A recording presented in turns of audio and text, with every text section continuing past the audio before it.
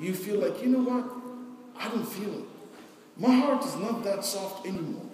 My actions in the word of worship is just actions. It's like a picture without soul.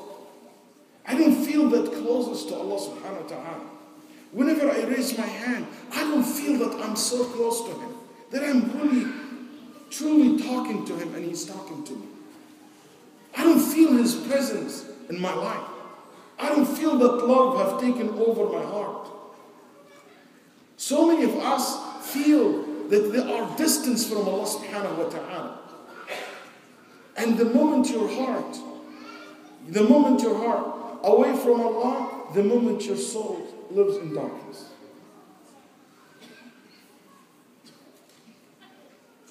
Because the moment your heart will be free from Allah subhanahu wa ta'ala and is not occupied, filled with the love of Allah and His Messenger sallallahu alayhi wa sallam, believe me, it will be filled with something else. قال صلى الله عليه وآله وسلم, النبي صلى الله عليه وسلم told us that the heart is like a container. It's like a container. That's why worst thing to fill your heart with things not beneficial. That's why in the hadith said to fill it with poetry. That's waste to fill your heart and your mind and your memory with just basically poetry. And there is no space for something else. That's hadith never meant to criticize poetry.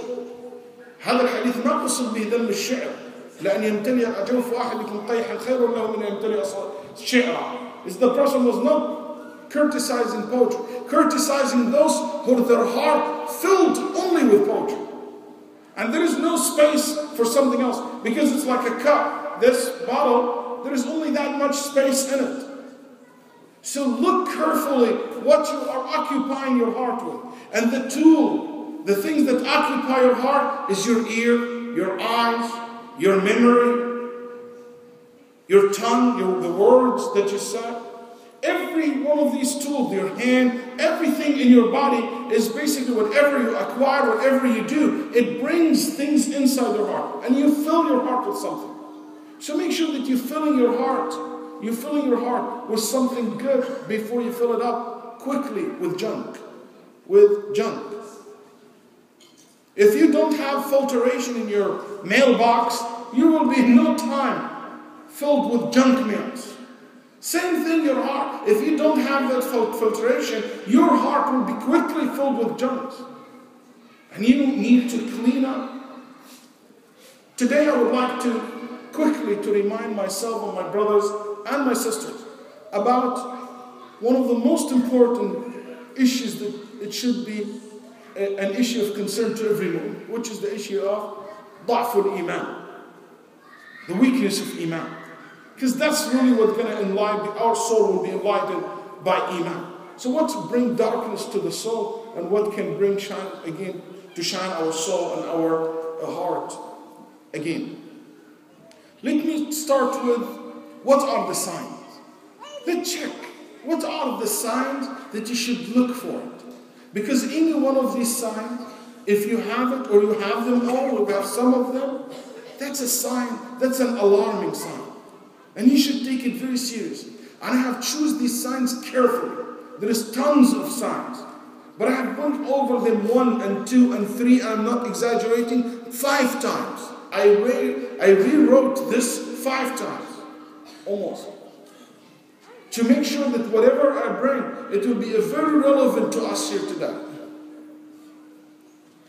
Because if you can see the sign, if you can see the symptoms, you can quickly react and start fixing yourself.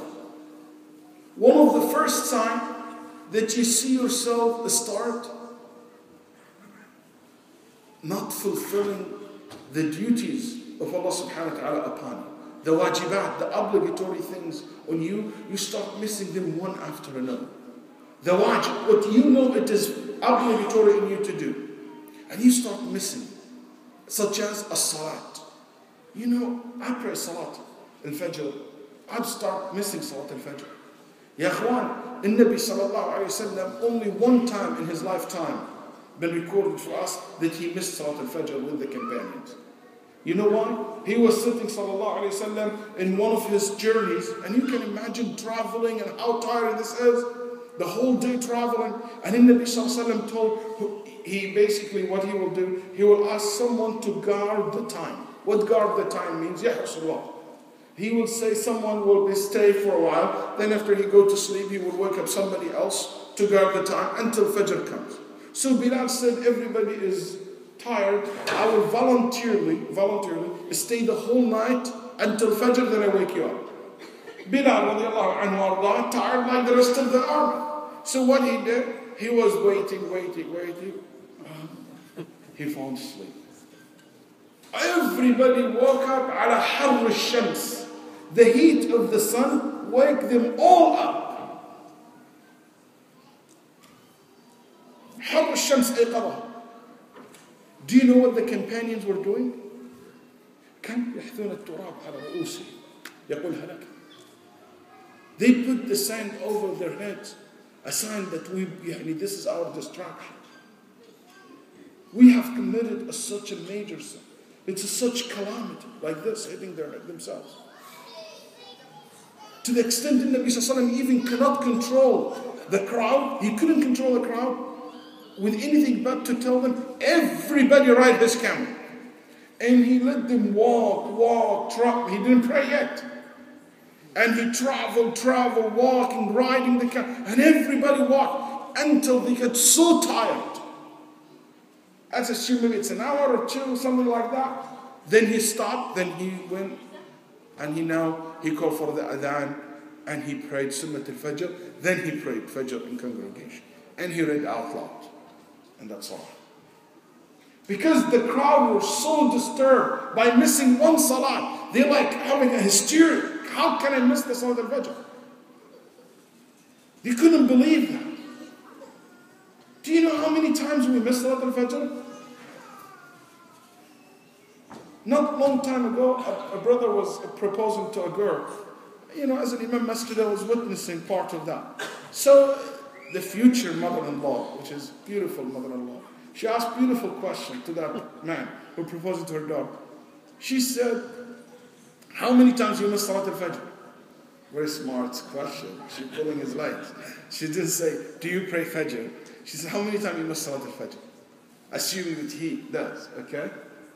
Then he said, man, once, twice a week.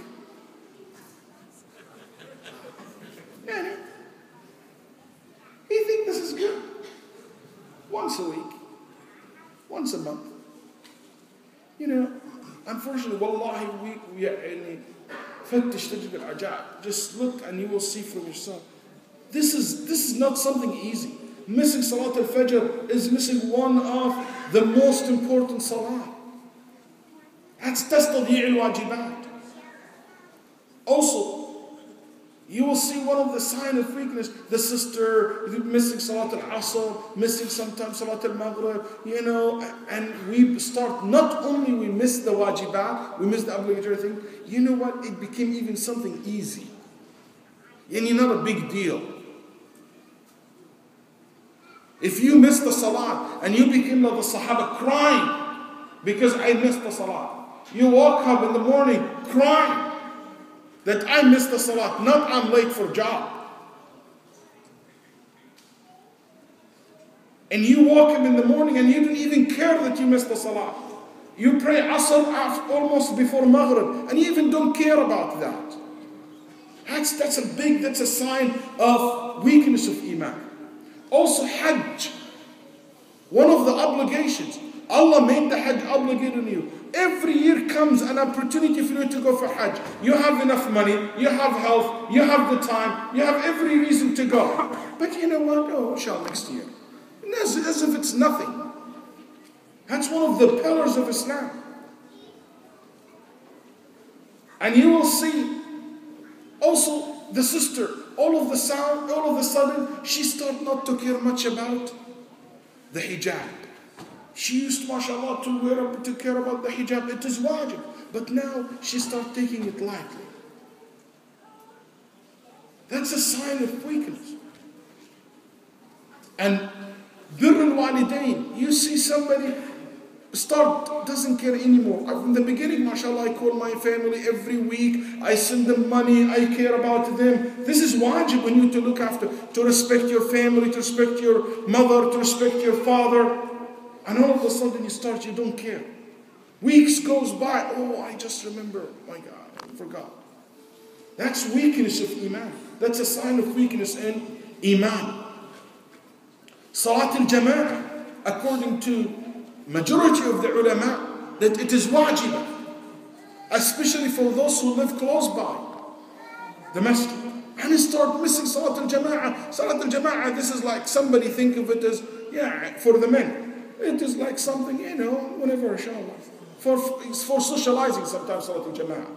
It's not for the Salat itself. A blind person came to the Prophet and said, my house is far, I have no right. Do I have excuse to pray at home? A blind. He said yes. Then he said, no, come back. Do you hear the adhan? He said yes. He said, لا أجد لك عذرا. There is no udhr, no excuse for you. Come to the masjid and pray. Also, one of the signs, the second one, so the first one, the person starts missing the obligations and not fulfilling the obligations. Not caring much about the wajibat. 2, al-ghafla an dhikrillah. That the person will not remember Allah subhanahu wa ta'ala much. And one of the most important dhikr is al-Quran. What is it today? December 1. 17. Last December, 2009. How many verses you memorize? In 2009, how many surah from the Quran you memorize? 10, 15, 6, 7, 3 lines, 2 verses, whatever it is. Now it's already 1 year. Ask yourself honestly. Ask now yourself honestly. How many surah you have added to your memorization? Don't tell me, Shaykh, I'm not skillful, I don't know how to read Arabic, I don't know how. You know what? I'm happy if you only added 1 verse. Do you want to convince me? 12 months already gone, and you could not increase anything? The only explanation for this, in my opinion, it is because a sign of weakness of iman. Because the care is not there anymore. That's a clear sign. You know, Sahaba, it's been narrated that some of the Sahaba, like Anas ibn Malik, it's been narrated that he said, الذي لا يختم كل 40 ليلة هذه علامة من علامات النفاق. The one who doesn't make khatm al-Quran every 40 days, and he or she knows how to read Quran, and they don't make khatm every 40 days, that's a sign of hypocrisy. That's some of the Sahaba, that's how they consider it. So what about us? How much you need? قال النبي صلى الله عليه وسلم الذي يقرأ 10 آيات في كل ليلة لا يكتب من الغافلين. 10 verses every night. You will not be among the ghafilin, the heedless. That's the minimum. 10 ayah every night. Your word. You know why the ulama called the dhikrullah wird? Have you heard this word before? Wird? Awran? You know what that word means? Word, it's come originally from a word in Arabic language, أورده الماء. فبئس الورد المورود. Al-wird, it is the place where they used to bring the camels to drink. When they travel in the desert, the Arab knows a designated areas where there's water. So whenever they hit or they target this area, they bring the camels so they can drink from these places. Imagine if one of them missed this spot, what's going to happen? What's going to happen? You're not going to be able to survive. You die most likely of thirst. Al-ulama said, it choose that word.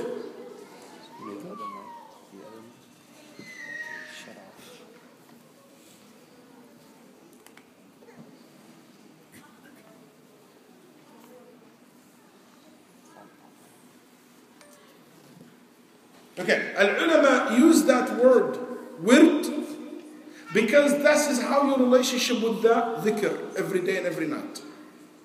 If you miss it, it is very hard for you to survive. That's how what keep you going. Rahimallah Shaykh al-Islam bi Taymiyyah. He used to make dhikr in the morning, and some